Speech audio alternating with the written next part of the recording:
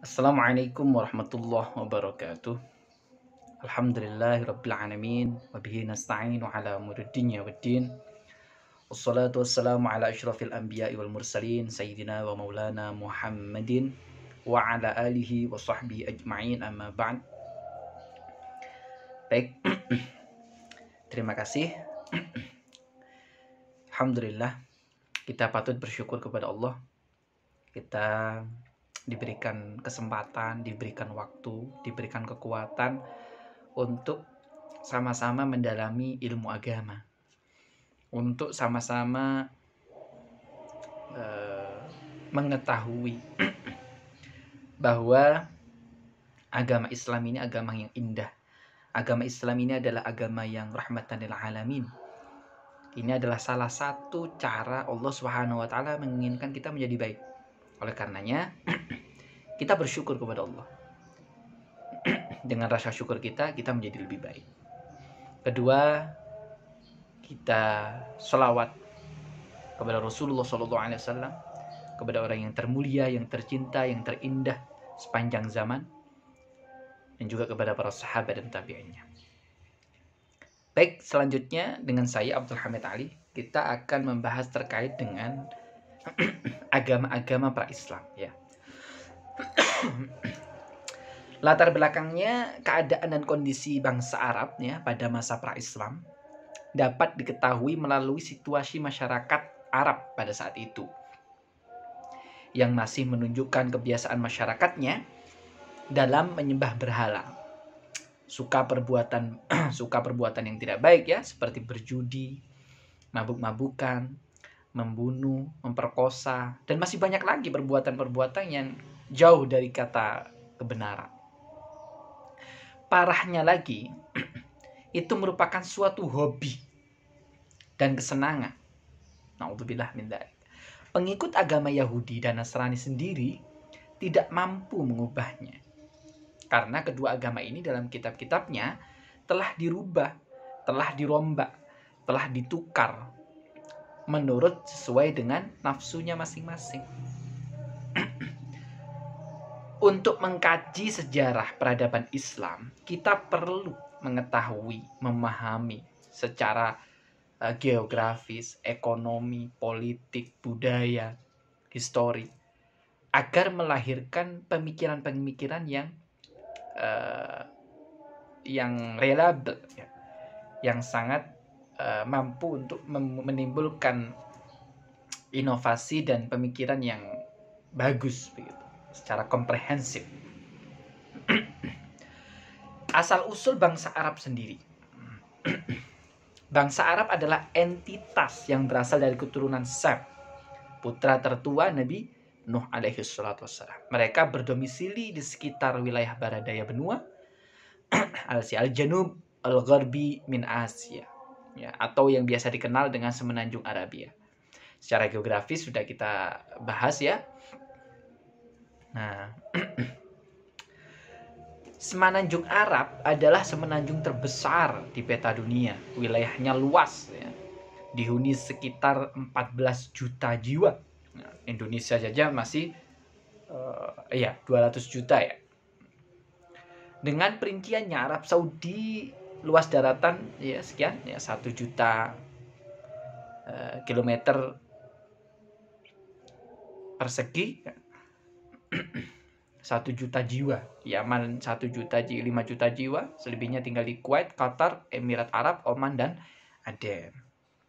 Nah, menurut rumpun bangsa Arab merupakan bangsa Semit, Samiyah, keturunan Sem bin Nuh, yang dibagi menjadi dua kelompok besar, yaitu Arab Ba'idah dan Arab Baqiyah. Ya, Arab Ba'idah sudah punah, dan Arab Baqiyah adalah Arab yang masih tersisa. Nah, Arab Ba'idah ya,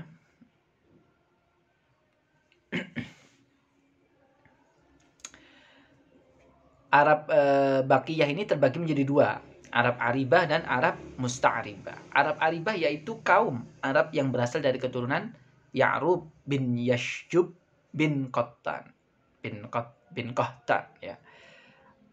Sedangkan Arab Musta'ribah sendiri, bangsa Arab melahirkan dua kelompok besar, yaitu Robi'ah dan Mudhar. Kabilah Robi'ah melahirkan beberapa suku, diantaranya Asad dan Wa'il, sedangkan kabilah Mudhar melahirkan Qais, ya, Ailan, Tamim, Huzail, dan Kinana. Nah, Kinana ini keturunan daripada nasab daripada Rasulullah SAW. Menurut asal-usul keturunan, bangsa Arab dibagi menjadi dua golongan besar, yaitu Qahtaniyah dan Adnaniyah, keturunan Ismail bin Ibrahim. Nah, pada awalnya, wilayah utara merupakan wilayah golongan Adnaniyah, dan wilayah selatan didiami oleh Qahtaniyah. Qahtan adalah keluarga yang datang dari sebelah timur Sungai Eufrat, lalu bernegeri di Hadramaut Yaman. Bagian selatan semenanjung Arab, Adnan mendiami Makkah dan daerah sekitarnya. Nah, dari segi pemukimannya, bangsa Arab dibagi menjadi dua, yaitu Al-Badwi dan Al-Hadhar. Kaum Badwi adalah penduduk padang pasir, karakteristiknya penduduk di daerah Sahara, padang pasir, gurun, ya, orang-orang pedalaman, nah, gitu. Nah, sedangkan daerah pesisir, ya, atau Al-Hadhar merupakan daerah yang mengelilingi jazirah, orang-orang pesisir. Nah, setelah kita mengetahui keturunan-keturunan Arab tadi, nah, bagaimana sih agama masyarakat Arab pra-Islam itu? Awalnya, bangsa Arab sebelum Islam sebenarnya telah mengenal keyakinan terhadap satu Tuhan, tauhid atau monoteisme, yaitu Allah Azza wa Jalla. Sebuah ajaran yang dibawa oleh Nabi Ibrahim alaihissalam dan Nabi Ismail alaihissalam. Kepercayaan mengakui Allah sebagai pencipta alam yang menghidupkan dan mematikan, Tuhan yang memberi rezeki, ya, mereka sudah paham semua. Akan tetapi dengan jalannya waktu, ya, beberapa abad sebelum kedatangan Islam, kemurnian ajaran itu sudah mulai luntur, ternodai dengan tahayul dan khurafat, hingga pada penyekutuan atau syirik kepada Allah Subhanahu wa taala. Baik, penyimpangan ini kemudian dikenal dengan wataniyah, penyembahan terhadap berhala atau patung, ya.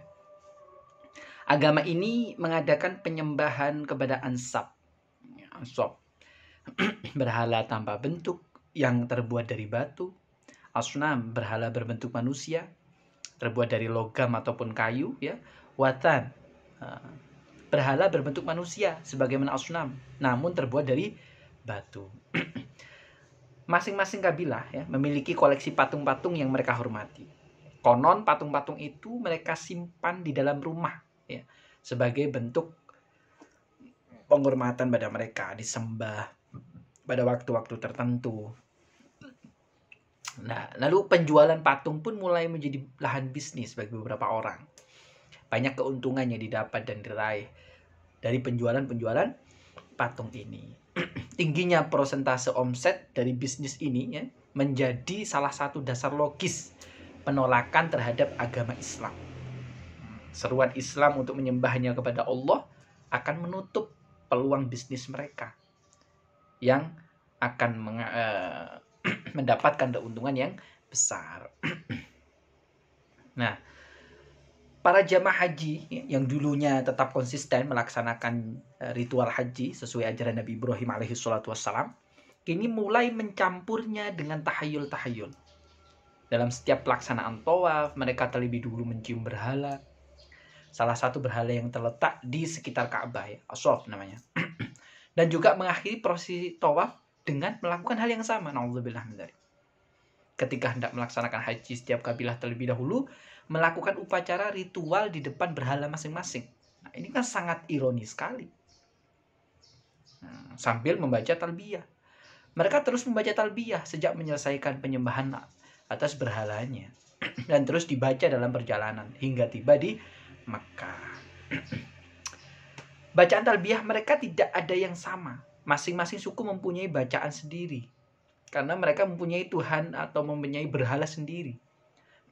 Nah, selain kepercayaan terhadap patung-patung sembahan, bangsa Arab juga ada yang menganut bangsa Yahudi dan Nasrani. Agama Nasrani berkembang di Jazirah Arab, ya, terbagi dalam 3 aliran. 2 diantaranya memiliki pengikut yang sangat besar jumlahnya, yaitu Nasatirah dan Ya'aqibah. Aliran Ya'aqibah berkembang pesat di daerah Ghaza dan sebagian kabilah-kabilah di negeri Syam. Demikian juga terdapat di Wadil, Qura. Sedangkan aliran Nasatirah banyak berkembang di Hirah.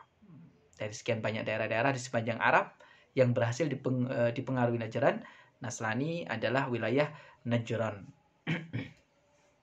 Nah,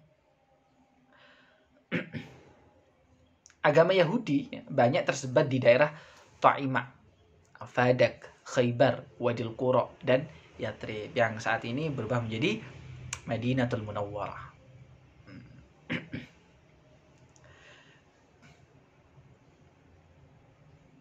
Nah, agama bangsa Arab pra-Islam bisa disebut juga dengan humanisme suku. Artinya makna kehidupan itu terwujud dalam keunggulan sifat manusiawinya, yaitu semua kualitas yang bisa sejalan dengan cita-cita kemanusiaan dan keberanian bangsa Arab. Sifat keunggulan ini berada di tangan suku, bukan terletak di individu. Hal ini karena ia menjadi anggota suku, yang menjadi tujuan setiap orang adalah menjaga kehormatan sukunya.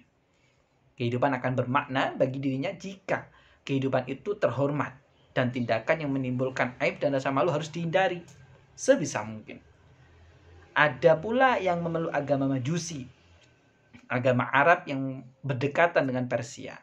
Sedangkan agama Sabi'ah berkembang di Irak dan lainnya dianggap sebagai agama kaum Ibrahim Chaldeans. Nah, sekarang masuk pada jenis-jenis agama. Ada agama Samawi, ya, dan agama Arzi. Nah, agama Samawi sendiri apa? Agama Samawi adalah agama yang diturunkan wahyu dari Allah Subhanahu wa taala melalui malaikat Jibril alaihi salatu wassalam. Ya. Dan disampaikan oleh nabi rasul yang telah dipilih oleh Allah Subhanahu wa taala untuk disebarkan kepada umat manusia. Agama Samawi memiliki ciri-ciri sebagai berikut. Yang pertama, agama ini memiliki kitab suci yang otentik. Ajarannya bertahan, ya, asli dari Tuhan. Mempunyai nasab. Namun kan kalau mohon maaf, Yahudi dan Nasrani sendiri sudah beberapa banyak perubahan, kecuali Islam. Karena inna nahnu nazzalna dzikra wa innahu lahafidun, katanya Allah. Bahwa kita yang menurunkan Al-Quran dan kita pula yang akan menjaganya sampai nanti hari kiamat. Mempunyai nabi dan rasul. Ciri-ciri yang kedua, menyampaikan dan menjelaskan lebih lanjut dari wahyu. Makanya tidak bisa kita hanya kembali ke Quran saja. Kita harus tahu haditsnya, asbabun nuzulnya. Ketiga, agama Samawi, wahyu dapat dipastikan kelahirannya. Ajaran serba tetap, tidak berubah harusnya. Kebenarannya bersifat universal, yaitu berlaku bagi setiap manusia, masa, dan keadaan. Tidak lekang oleh waktu dan zaman, ataupun keadaan. Dasar kebenaran agama Samawi, ya, terdapat dalam Al-Quran, surat Al-Baqarah ayat 2. A'udzubillahi minasyaitonirrajim. Bismillahirrahmanirrahim. Dzalikal kitabu la raiba fihi hudal lil muttaqin. Bahwasanya Al-Quran ini diturunkan tidak ada keraguan di dalamnya dan petunjuk bagi orang-orang yang bertakwa. Kitab-kitab Samawi, ya, seperti halnya kitab Al-Quran, ya. Zaburu Dawuda di dalam kitab Aqidatul Awam, Zaburu Dawuda wa Injilu ala Isa wa Furqanun ala khairil mala. Nah, kitab Al-Quran diturunkan kepada Nabi Muhammad SAW. Kitab Taurat kepada Nabi Musa SAW. Kitab Injil kepada Nabi Isa, dan kitab Zabur kepada Nabi Daud. Namun ada juga beberapa suhuf. Suhuf ini adalah lembaran-lembaran yang berisi wahyu daripada Allah Subhanahu wa taala. Seperti suhufnya Nabi Ibrahim dan suhufnya Nabi Musa. Tadi agama Samawi.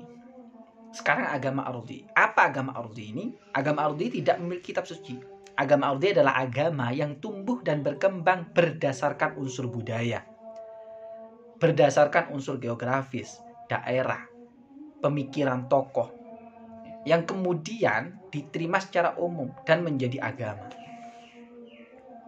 Ciri-cirinya apa? Yang pertama, agama Ardi tidak diciptakan oleh Tuhan, tapi oleh manusia sendiri. Bisa jadi tokoh agama ataupun siapapun. Dua, tidak memiliki kitab suci, didasarkan pada wahyu Tuhan.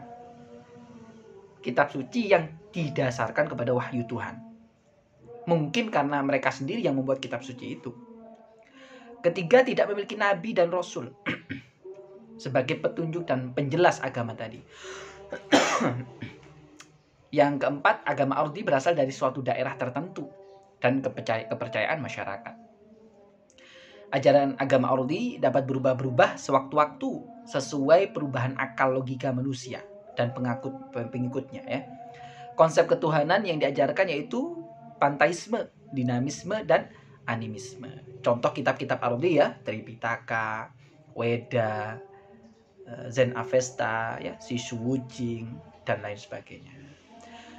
Baik, demikian tadi terkait dengan agama-agama pra-Islam. Setelah kita mengetahui keturunan-keturunan Arab Islam ya, Arab sebelum Islam, siapa sih orang Arab itu, keturunannya bagaimana, terus bagaimana keadaan agama sebelum Islam ya, lalu apa agama itu, perbedaan agama itu bagaimana, ada apa saja agama itu, ciri-cirinya bagaimana, terus apakah ada kitabnya apa saja dan sebagainya.